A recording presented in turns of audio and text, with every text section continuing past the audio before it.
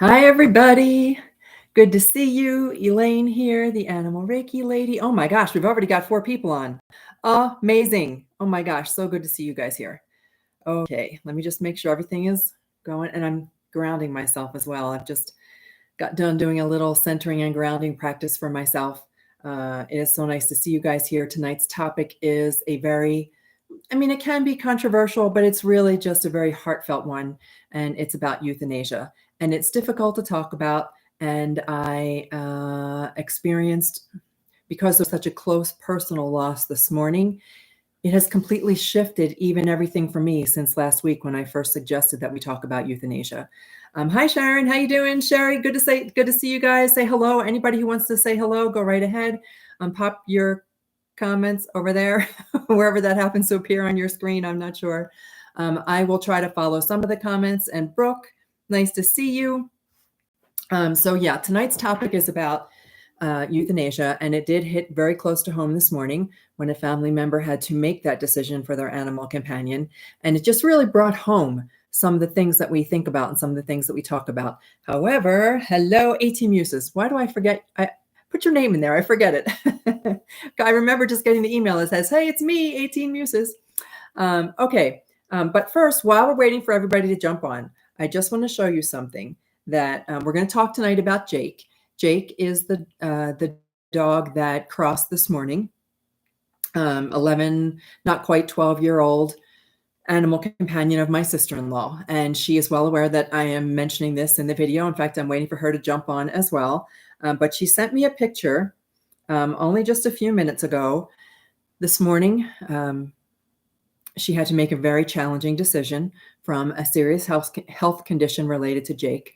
And we can, and I'll see if she jumps on whether or not, how many details. Oh, Kelly, here you go. Good to see you. I have to share this picture as we're waiting for people to jump on. So I'm just going to hide any personal information there. See that double rainbow? Signs, guys, signs. That is what we get. Both Winston, no, I think it was all 3, Winston, Jack, and Lucy, all sent me a rainbow as I crossed. Nona, hello, thank you, and thank you for sharing your condolences, and for everybody, for everyone who has ever had an animal cross. I call it transition, crossing to the rainbow bridge. All of us support you as much as I feel your support for me. When I go through all the comments of my various videos and see the support that you guys offer each other, it's amazing. It's absolutely amazing, and I'm so appreciative for that.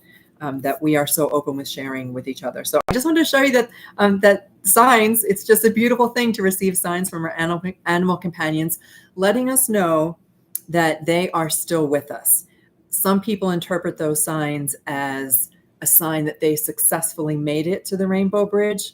But if you've listened to anything I've had to say, you know that they always make it to the rainbow bridge. It's immediate. They immediately cross over, and they try to get in touch with us as in any way they possibly can. I wouldn't be surprised, Kelly, if Jake has been sending you signs all day long. But they try to get in touch communicate with us as quickly as they can and in the most obvious way that they can to get our attention, to let us know that they are still with us. They are still with us. So got tons of good stuff to share this evening. I did now. So I'm all out of tissues as I run around the house scrounging for tissues. So I got my toilet tissue here just in case. And we'll go ahead and get started. Hello, Oscar. Good to see you. Okay, so let's talk about this. Jody, right? Jody. That's so funny. I did know that, Jody. Jody is 18 Muses. Okay, so welcome. Okay, so I try to stay on topic, but every once in a while, because I can see all the comments scrolling down the side, I just try to look at those and see if there's anything that people want me to comment on. Good friend neighbor, this is from Jody. Good friend neighbor lost her 16-year-old dog Spirit today. We had a spectacular sunset. That is another beautiful way. They want us to see something so obvious. But that was the topic of last week. So let's talk about this. When I'm going to talk about the subject of euthanasia, and I am going to talk about it from my personal experience and my perspective. This is a 100%, please, I hope that you will share this with me, a 100% judgment-free zone. It is one of the hardest decisions anybody will ever have to make with their animal companion, should they even choose to make it. So I'm going to talk about both euthanasia, which is assisting an animal companion to cross to the other side, as well as what hospice care might look like, where you choose not to make that, not to assist them and to let them cross naturally. And there's reasons why we would choose both. And I'm not going to suggest that I can tell you which one to choose, but I'm going to help maybe ease some of the guilt surrounding decisions that you have made. And when it comes time for the future, to help make that decision be a little bit more peaceful of a process for you. So we're going to talk about my personal experience. I cannot speak from anybody else's point of view. You may or may not agree with some of the things that I share, and that's totally fine. We all have different values, different perspectives, different relationships with our animals, different beliefs, different religious upbringings, different spirituality beliefs. So I'll try to pull all of that in together, and I'll tell you why I feel I have some level of, if not expertise, some level of experience with this.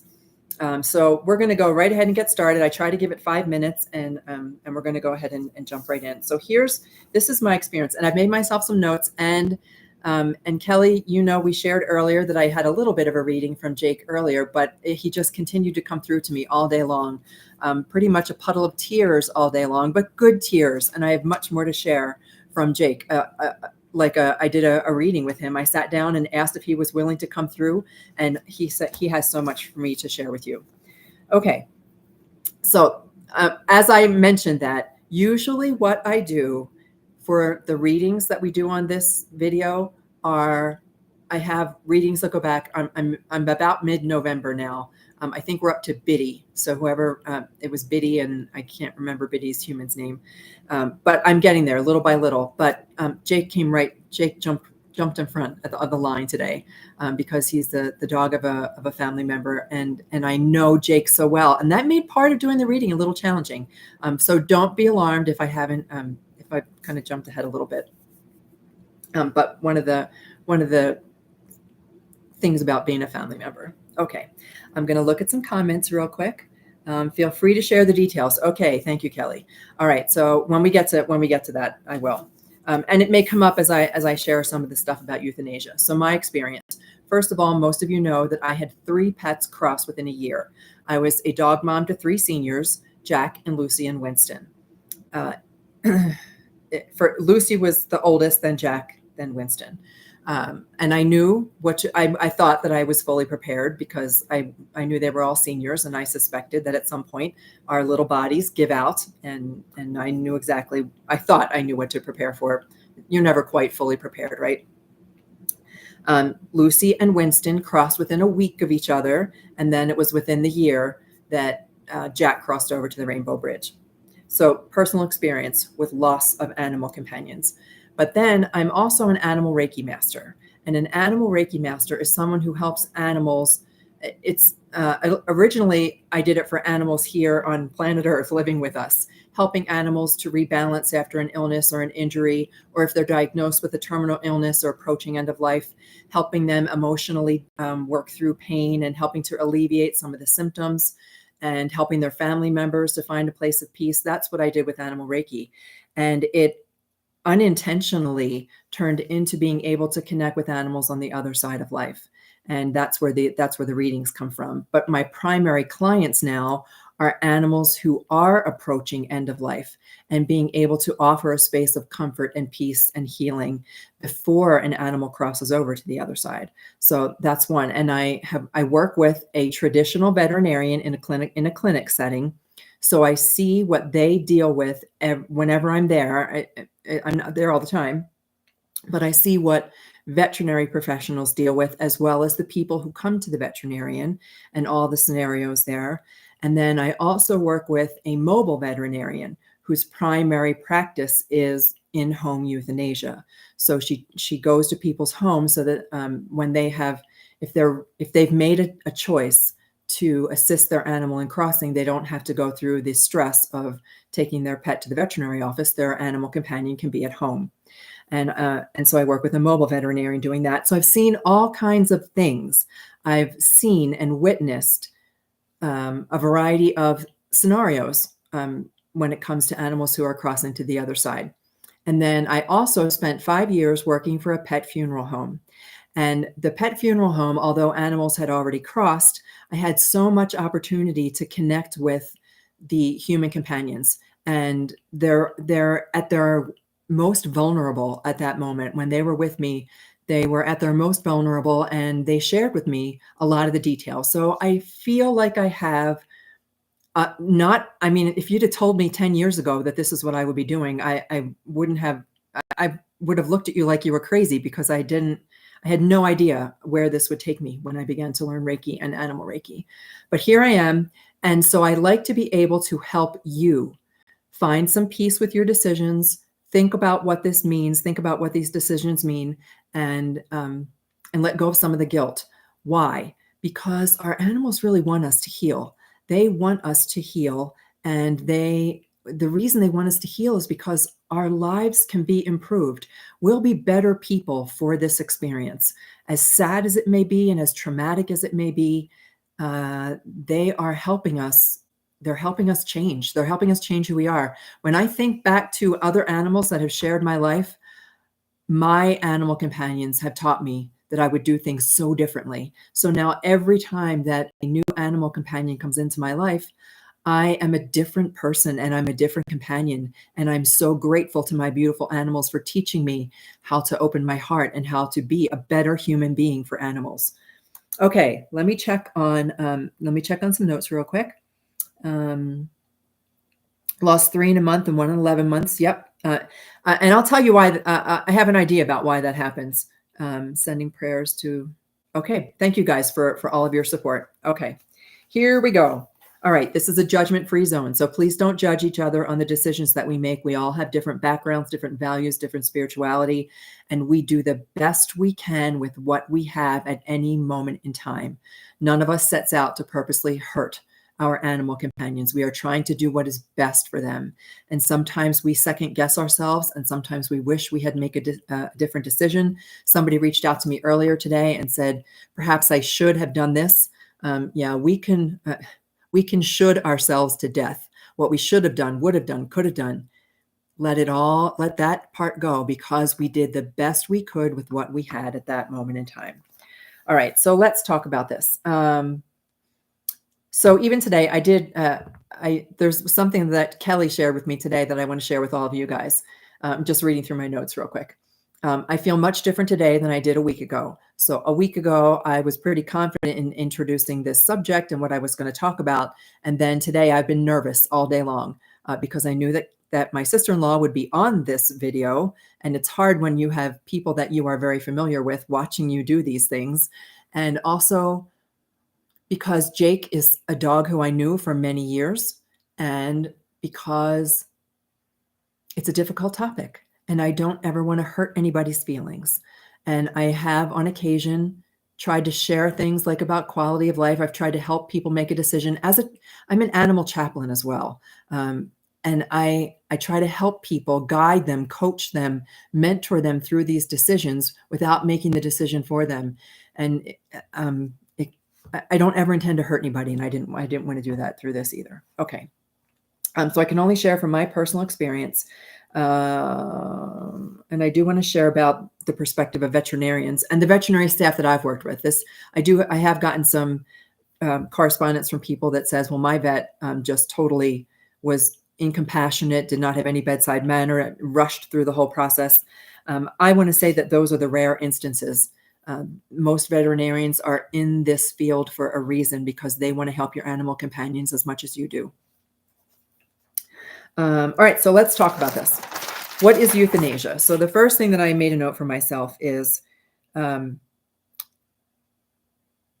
it's about quality of life. And I wanted to give you the definition of euthanasia. I did write that down somewhere. We'll get to it. But before we begin, I want to share two things with you. So no matter what, if you are faced with this decision in the future, I want to give you some resources. And even if it's a decision you've already made, I want to offer you some information for you. So the first one, this is one of my favorite books. It's called Sacred Send-Offs by Sarah Bowen. And she is the one, she's also an animal chaplain, and she is the one who inspired me to take my ministry and become an animal chaplain. So focused on specifically helping people at end of life. I do like little ceremonies, I help families go through the whole process if they have that opportunity. And then the other thing that I want to share with you, my other favorite book, this is called The Bright Haven Guide to Animal Hospice, and that is by Gail Pope. And the her sanctuary was called Bright Haven. I don't think that the actual sanctuary the hospice is in existence anymore, but she wrote a beautiful book, Sacred Send-Offs, talks about assisted crossing of animal companions. And this one is about if you would like to have an animal in hospice and what to do to help them help you and them through what could be a very long and lengthy illness or injury until they're ready to cross. So Brooke is saying she worked at a veterinary clinic for almost 20 years. And the vet clinic that I work with, they, I see the people come in who don't expect that their animal's going to cross that day. I also see people come in who are anticipating it, and then people who schedule it. And the vet clinic where I work, we have a very beautiful little space where where that is performed. But the veterinarians themselves and the staff are sometimes the ones who are impacted more than we think. They're the ones who actually have to take the actions that assist the animal in crossing. We make the decision, and the decision is incredibly difficult. We make the decision, but veterinarians and veterinary staff are the ones who actually carry out the assisted crossing, the euthanasia. And it can be taxing to do that. It's taxing for us for one animal companion. If they've got to see animals on a daily basis that require help transitioning to the Rainbow Bridge, it can be very psychologically traumatic for them. And so sometimes I think that one of the reasons that veterinarians may appear less emotionally connected is because they have to, for self-preservation, have to create this little barrier between them and the decision that's being made. But for the most part, I found veterinarians to be incredibly compassionate, and veterinary staff to be incredibly compassionate as well. Some days were really difficult. I will share with you, Brooke, and this is for anybody. Now I'm located in the greater Denver area, but on one of the days at the vet clinic where there were a number of euthanasias and the staff was just exhausted and tired and sad, they called me and asked me to come there just to share Reiki to help them find peace among the staff, which is another beautiful way. Reiki is just universal energy. It's universal healing energy. It's love. It's pure positive energy. You just allow it to help people rebalance and let go of some of those denser emotions. Okay. So I may need my glasses, and as always, I scribble, so I don't always understand my handwriting. So I gave you the resources, and a lot of times it comes down to making a choice about animals' quality of life. So that's what we're going to talk about for a little bit.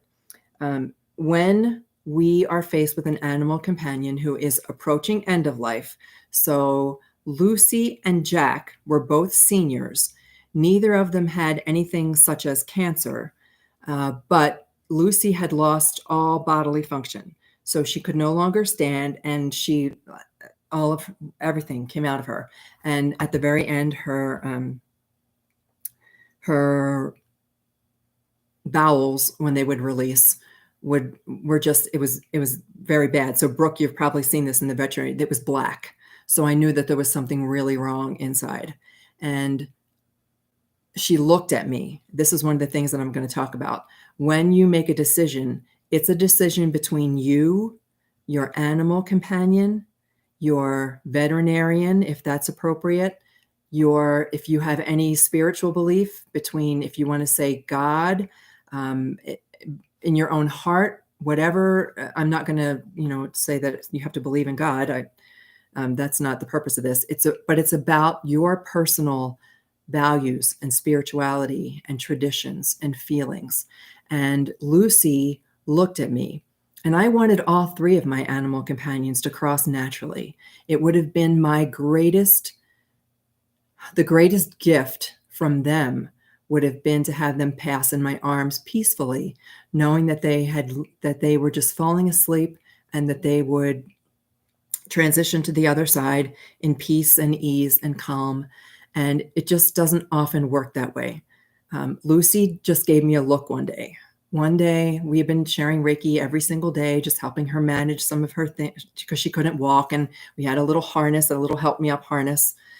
So every time she had to go outside of the bathroom, I had to slip her into the harness and literally carry her outside. And one day she just looked at me, and this is going to be a little emotional, but she just looked at me with eyes that said, "I'm tired. I'm just tired, Mom." She just looked at me with eyes like, "Do we have to do this one more time?" And that's when I knew. I could just tell. And her and I had such a relationship. And you, I know if you're watching this video that you equally have had a strong relationship with your animal companion. And I just knew. And I reached out to the veterinarian and we scheduled her assisted transition. Winston, as you know, chose to cross on his own. So for all of you who may have lost a pet within a very close time frame, Winston crossed on his own. And even though the little stinker, I was certain that he was the one who was going to let me hold him in his arms. He was a little guy, a little King Charles, and he crossed on his own. And what I understood was that he saw how peacefully Lucy crossed, even though it was assisted. He saw how easily she went. And Winston was suffering from some pretty heavy duty health conditions, that he chose to go. And he knew that she'd be there waiting for him. And I could not deny him that choice. So he made that choice. And then Jack was also aging, and at the very end could no longer walk. And when I took the harness out from Lucy, I knew that he didn't want to go through that either. Now, Jake, I am going to mention the details from Jake. Jake was a completely different situation. And I'm sharing these situations so that you can get a sense of how these decisions come up. So Jack and Lucy, I had an advance opportunity to make a decision. And I sat in meditation and prayer. Lucy gave me the look. Jack, I sat in meditation and prayer with him. And oh boy, Jack has come through so strongly recently, but it's going to be a video for a different day. Jack has come through so strongly with more and more information for me. But Jake was scheduled for surgery today. And when the veterinarian went to do the surgery, realized that the condition was of such a serious nature that it was not survivable. So Kelly and the family had to make a decision about whether or not to bring Jake home and let him be with them for a couple more weeks. I'm just sharing some of the decisions that you might be faced with: quality of life, pain, confusion, understanding what's happening to them. And so the decision was made. And this is probably, I think, one of the hardest, while Jake was at the veterinary office. So Jake going in for a procedure, the veterinarian beautifully, wonderfully called the home to say, "We're going to have to make a decision. And we can, I'll do whatever you want me to do, but know that this is going to be something that could be potentially very painful.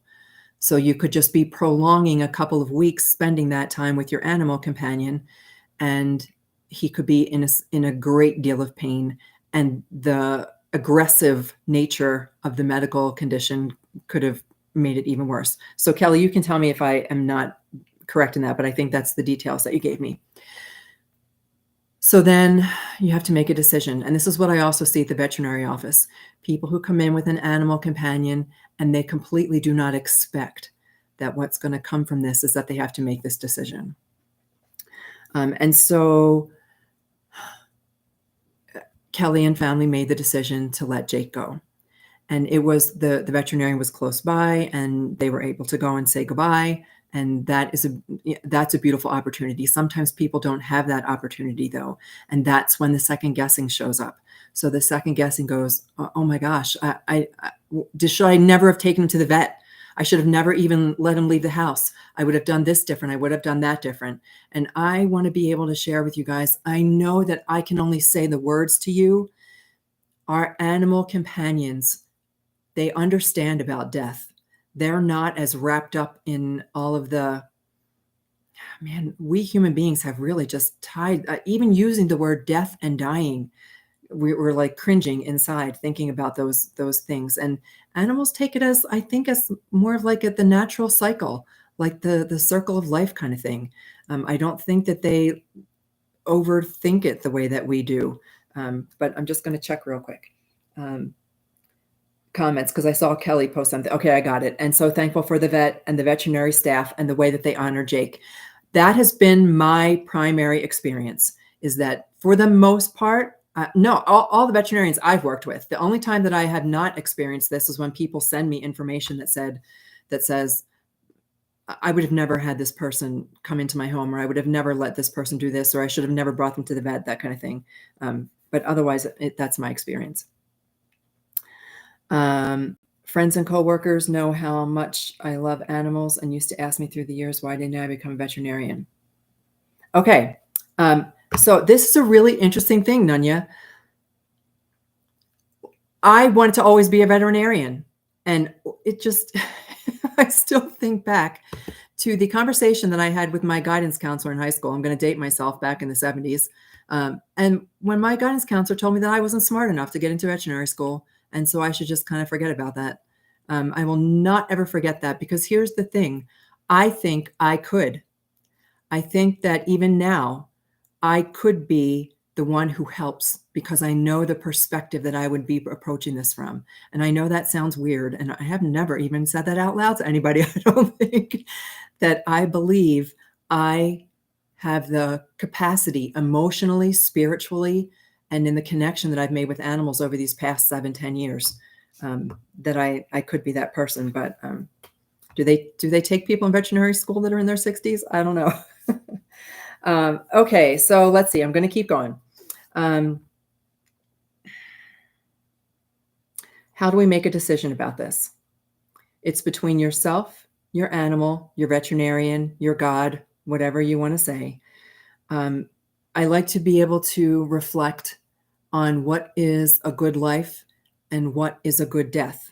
And there we go. I'm going to use the death word again. What is a good death? Who puts those two words together in a sentence? But I think about Jack on his last day, and it was a beautiful sunny day.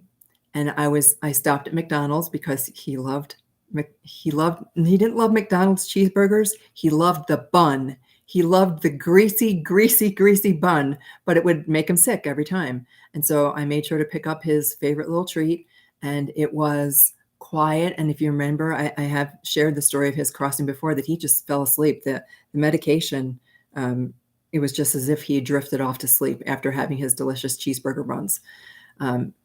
And so that, for me, was a good death. Even saying those words together, it's hard for me to speak the words. I have seen, especially when I worked at the funeral home, people who would come in whose animals did not experience that. And I've been the stories that they share. I've seen some animals that were so emaciated and had been so sick right up till the end of life, but their human cared for them in a way that that was their choice, and there was no judgment. There's no way I could judge. Who can judge another person for the decisions they and their animal companion come to together? Others would share stories about how there were accidents, or and this is not meant to hurt anybody's heart. Please know that, because I'm going to close this with this particular line of thought with one important thing. Accidents, someone who may have forgotten to put a leash on a pet, any number of things. I could come up with a dozen different scenarios and stories, but every single animal, I know you guys, I just feel like there's not, okay, I'm just going to say it. Every single animal chooses when their time has come to return home. They are sentient beings. They have souls and preferences, and very many times they will stay with us. They will stay with us, their choice, because they know how much we need them. And when it comes time to cross, my personal feeling is there is no greater gift that we can give them than a peaceful crossing. If we have the opportunity to help them have a peaceful crossing, that is my personal opinion. I believe that it's the greatest gift that we can give them. The most selfless gift we can give them is to help them cross peacefully. Even if they're in hospice, and it means just being with them, letting them know that they can cross whenever they choose, that they don't have to stay with us, that they can let go of pain, they can let go of confusion. And then I've mentioned this before with wildlife, and I suspect that it's also the same with the animals who share our home. When they are in such a point, so there's another Jake. It's so interesting that we were just talking about this yesterday. There's another Jake who was a client of mine who was suffering from kidney disease. And he would go for long periods of time. He had dug himself a little hole in the backyard. His human had chose to be in hospice, and he dug himself a little hole. And he would literally, I know, go to the other side, because she said she would go out there just to check on him, and if she touched him, he would come back like, oh, okay, I guess I'm still here. But I know that he would go back and forth between both places. And I don't think in my heart of hearts that that an animal who is suffering, I don't think they suffer as much as we think they do. If that makes any sense whatsoever as I say those words. Okay, I'm going to just check some comments real quick as I gather my thoughts again. Okay, Caroline, my vet told me it was time for Lola. I had to take a flight back to Ireland, spend a few days with her. The vet was calm and matter of fact. Okay, yeah, that's another. So that's another one, that our veterinarians help us to make decisions by keeping calm and by being clinical. Is that the right word about it? But by being there for us in a way that helps us make the decision. I'm going to read Oscar's comment real quick too. I need my glasses, guys. Sorry. On his last day, he was acting like nothing happened. Oh, Oscar, thank you so much. Same thing for Jack. Oscar, if you guys see the comments, when on Oscar's last day, it was like it was one of his better days. So sometimes our animals have good days and bad days. And it's on the bad days that we make the decision, and then we make the decision and we take them to the veterinarian, or the veterinarian comes to the home and they're having a really good day. I found Jack was having a good day, and I believe that helping them cross on a good day is the way that they want us to remember them. They want us to remember them in that way and not in the sad way. So Oscar, completely agree with that comment, and I've had the same experience. Mary Quinn, thank you for all you shared, received many confirmations. It makes sense, but still feel bad. Okay, I get it. I totally understand. I can't make those feelings go away, except that I would suggest just lean into them and practice Ho'oponopono. Someone when I did the Ho'oponopono exercise a couple weeks ago, somebody said it just made them really angry. And well, anger is better than depression. So if it makes you angry, that's okay. It gets you a little bit closer. I would just little by little, if you can ask for a sign from your animal companion, or open your heart to receive from them a feeling that lets you know that it's okay, because they are all okay. That's why Jake sent that rainbow. It's why Lucy sent a double rainbow. Coming home one day, rainbows are more and more of a sign now that I think about it. Annie was another client of mine who lived up in the mountains in Colorado, and Annie's human asked if I would come there and be there when she had her assisted crossing, which is part of what an animal chaplain will do.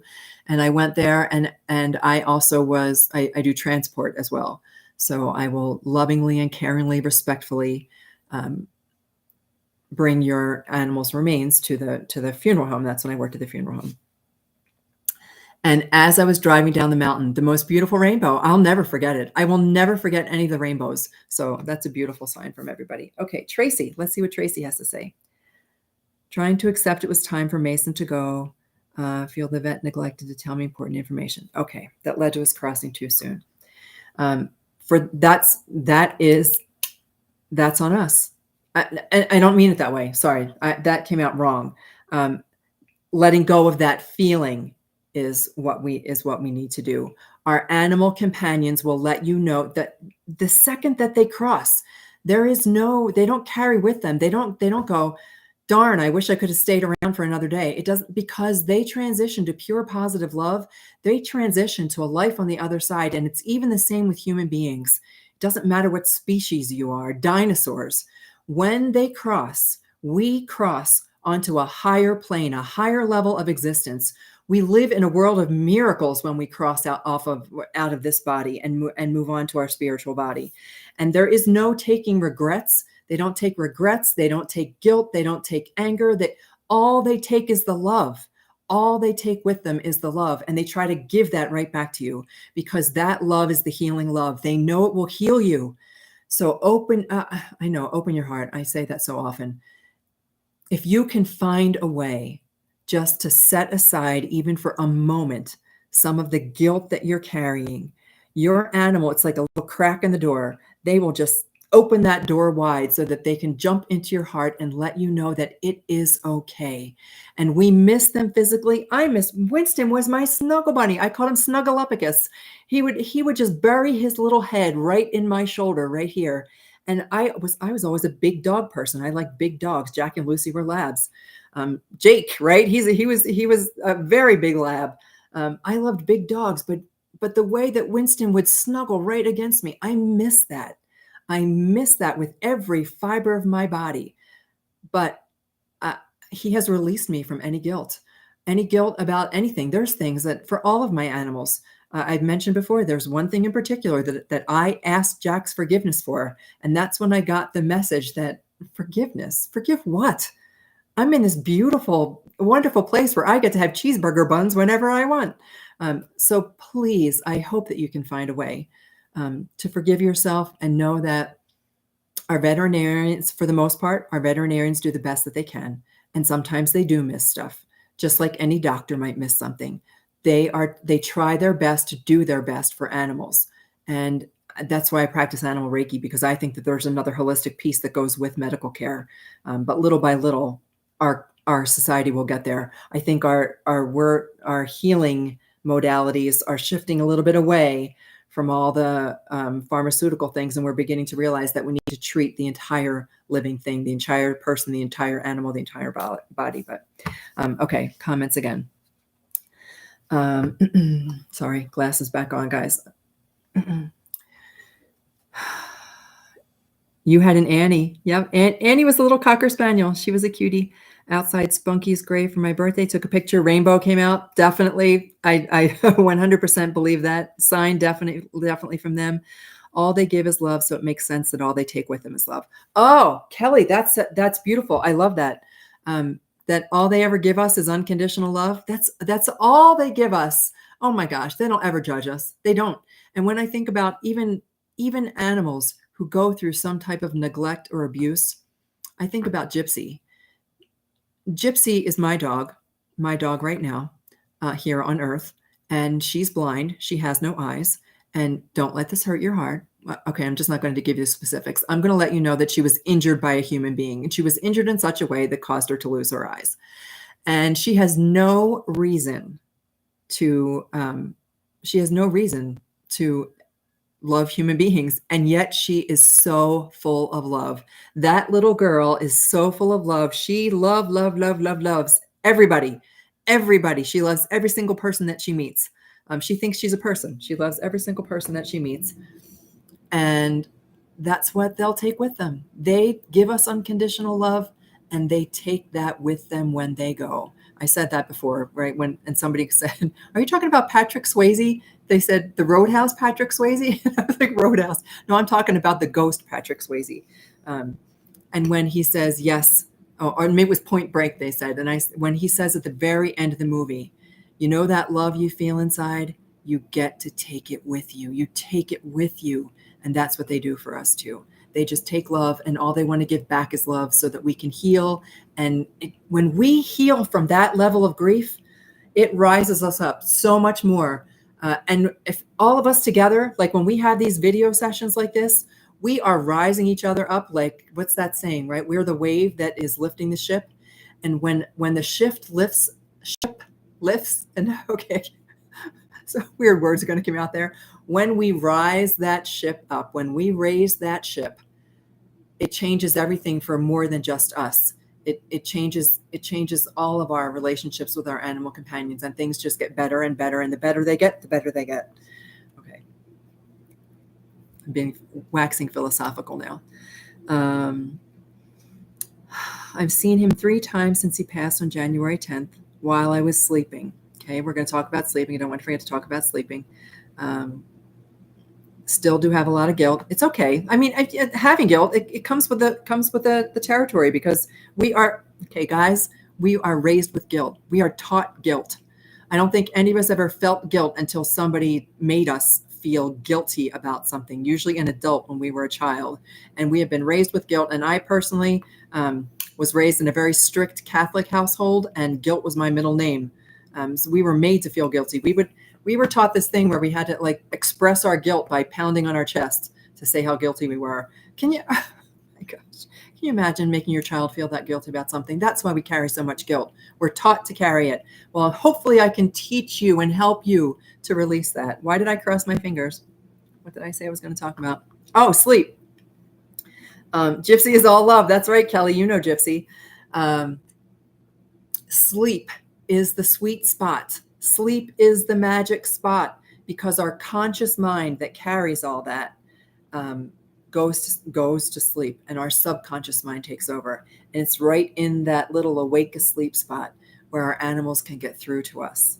It's one of the places where they can send us signs, where all of a sudden we'll think of them, or we'll drift off to sleep thinking of them. And sometimes our dreams are about them. Sometimes our dreams are from them. Dreams are a full topic. So we're going to talk about dreams in the future. Sometimes dreams are a way to help release the guilt. So your dream may be about something weird, or it may not have anything to do with your animal companion, but it's a way that your subconscious mind helps just let go of that guilt. So I love the sweet spot, and I love dreaming about our animal companions. Oscar, when the pain is shared and we are able, right. When we feel that our animals taught us well. They did. I do feel that. I know that all of the animals that I have, and it still makes me cry. When I sit with beautiful Daisy, who's a Great Dane client of mine, we cried our eyes out. Myself, the veterinarian, and Daisy's humans, and it's okay, because afterwards there was a companionship that we shared that was so, I felt so deeply connected to the 2 human beings who were Daisy's human companions. We just help support each other, and when we do that, it helps all of us heal. Even just the support of each other in these comments, it helps us all heal. All right, let's see what else. Guilt is the gift that keeps on giving. Yes, you're so true. Let's just get rid of the whole guilt thing. My granddaughter was born recently, and I swear there's going to be no making her feel guilty about anything. Guilt is a bad habit. Dog was mauled by coyotes. Oh, there we go. Can't get over what he went through. All right, Sarah, your dog was mauled by coyotes, as was the beautiful Honey. Honey was stolen by a coyote right in front of Honey's human. The coyote, they were sitting at a campfire. Honey was a tiny little dog. Coyote came, grabbed all the humans around the campfire were able to get Honey back, but a decision had to be made. Probably one of the toughest things that anybody can go through, because you are going to think to yourself, why would an animal, if they do have a choice in how they're going to cross to the other side, why would they choose that? And why would they choose to hurt me? Like, why would they choose to do that right in front of me? There are so many philosophical questions that surround that I don't necessarily have answers for.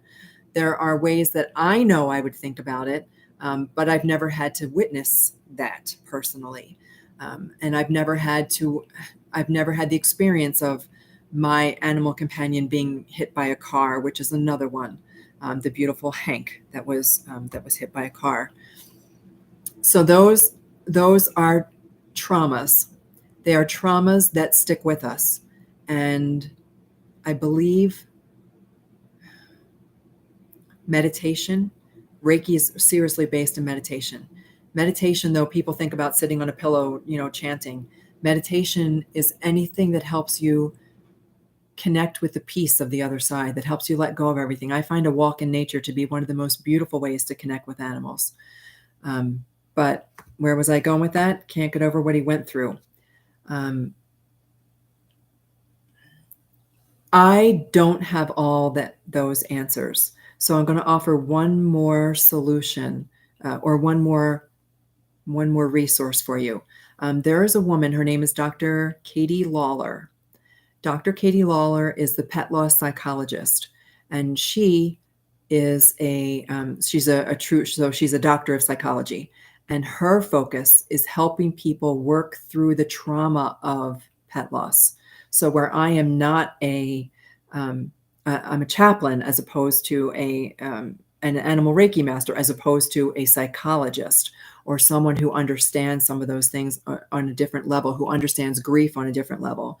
So if you would like to reach out to someone, I highly recommend her. Dr. Katie Lawler. I have her website, I think, on the main page of my YouTube channel, but I can also post it in the comments for anybody who wants even more assistance with working through something that's that traumatic. Okay, let's see what else we got. And then I just have a couple more thoughts to offer. And then what time is it getting to be?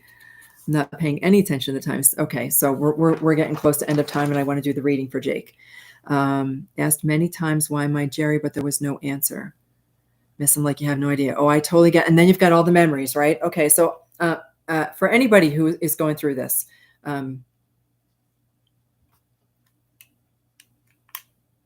I will do. We'll have to think about it for the next time because I didn't plan it for this time.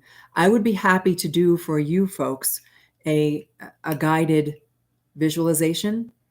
This is something that I have done for several private clients that I would, if you guys want to join me on it, I will take you on. I tell a little story. It's like a little mini hypnosis thing. It's not really hypnosis, though. I'm not a hypnotist.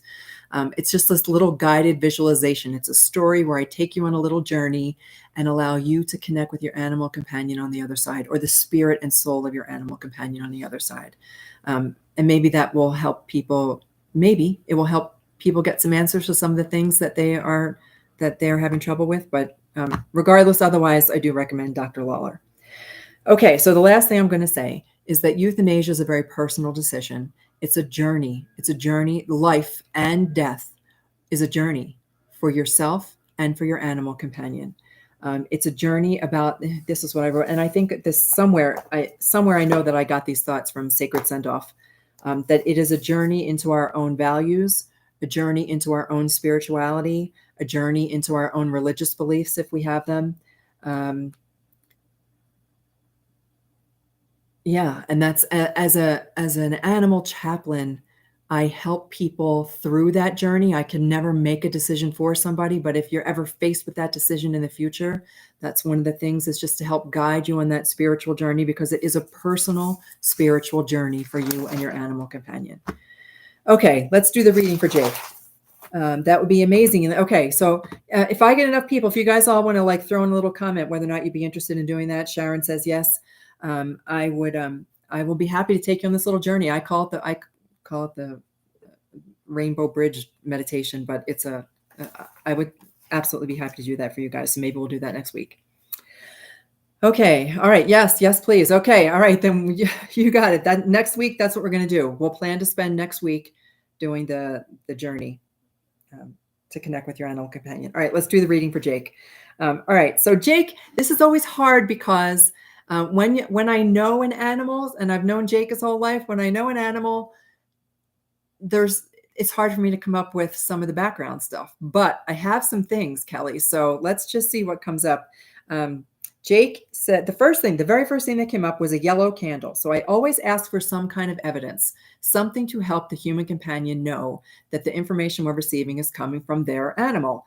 So I asked for a piece of evidence, and I firmly believe that our animals want to connect with us as much as we want to connect with them. So they always give me a piece of evidence. They always give me something that means that their human companion goes, oh, There's no way it can't be anybody but Jake. So the first thing that came up was a yellow candle.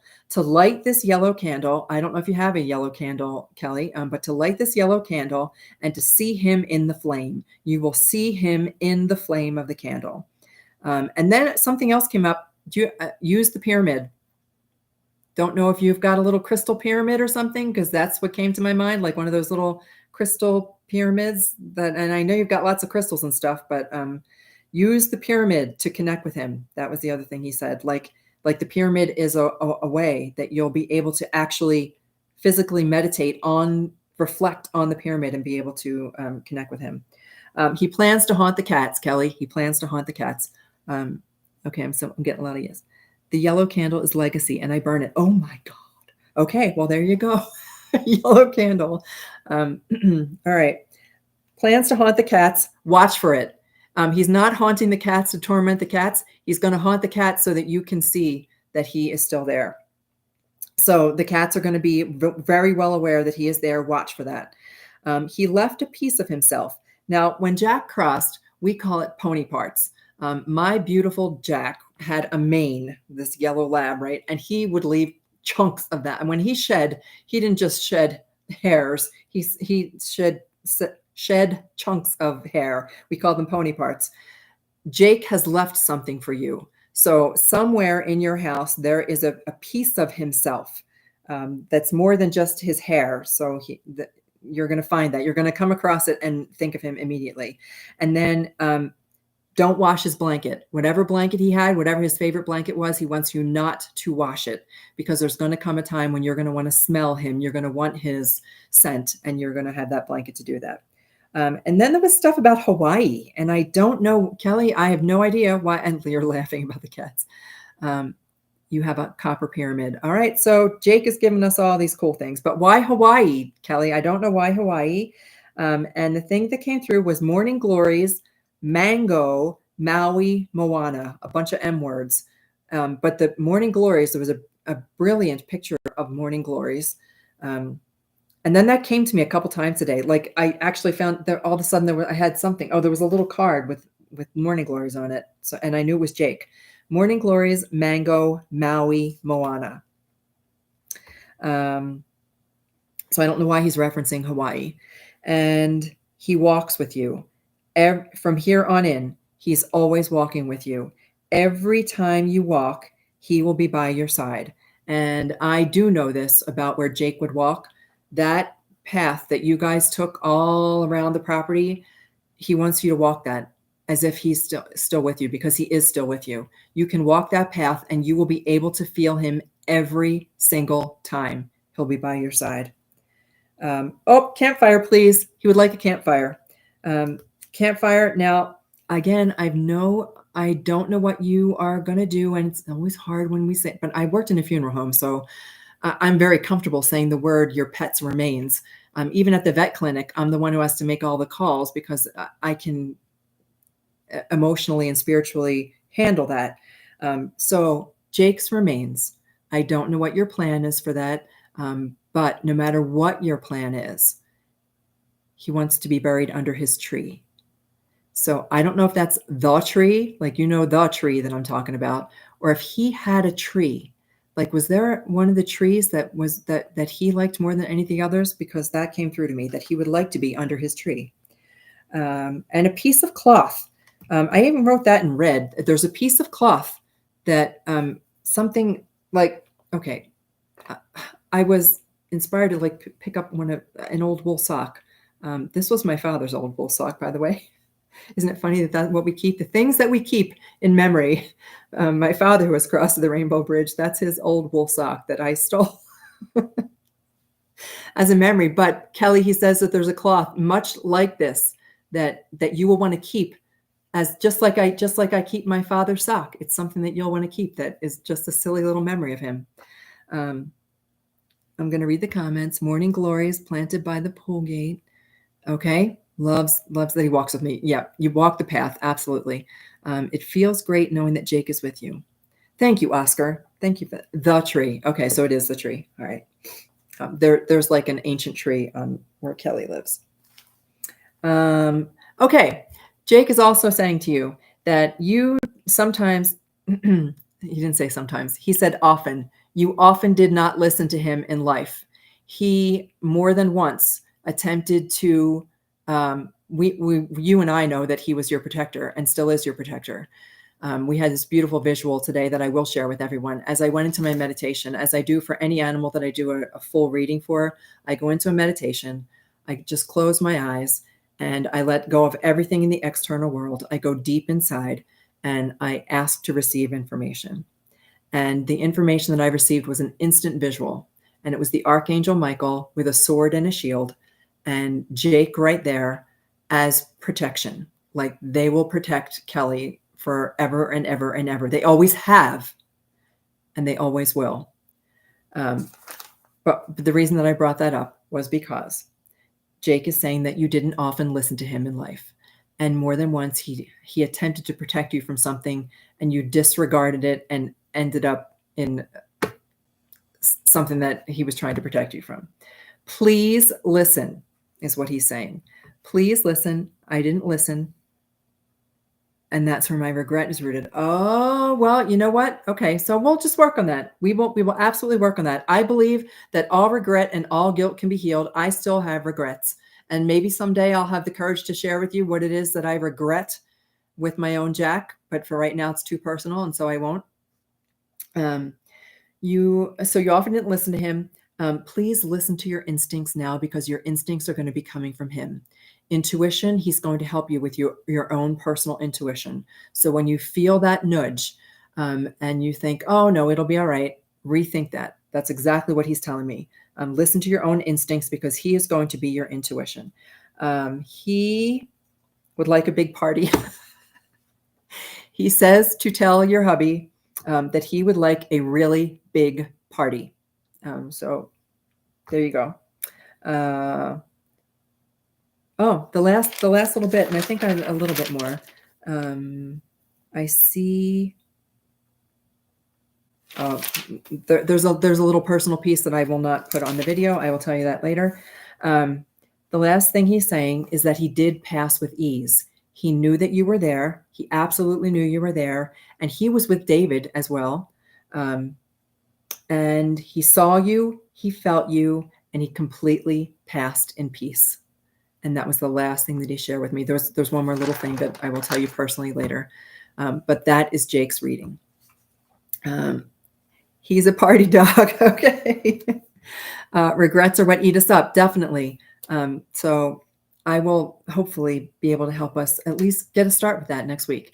All right. We are way over time now. I've gone so much longer. There was so much to talk about, and there is still so much more. For anybody who's watching this live or on the replay, found a quarter in my bathroom. Oh yeah. A dancer from Hawaii. Oh my gosh. That's funny, because you never know why these things come up. All right. We're going to close here. If you have additional comments, additional questions, any questions that come up, because this does raise a lot of questions for people. There is a lot of second guessing that goes on. Go ahead and post the questions, because it helps me. It helps me to understand what to ask the Animal Collective, who I've now named Jack. That's a story for another day. It helps me to ask them what to talk about and how to help us move forward and help us achieve this level of healing that we're going for. All right. For now, you guys, thank you for sharing this time with me. I really appreciate it. I so appreciate you guys so much and your support of each other. Have a beautiful afternoon, night, evening, wherever you may be. Kelly, so much love to you. Mwah. Everybody, I will see you again next week. Take care.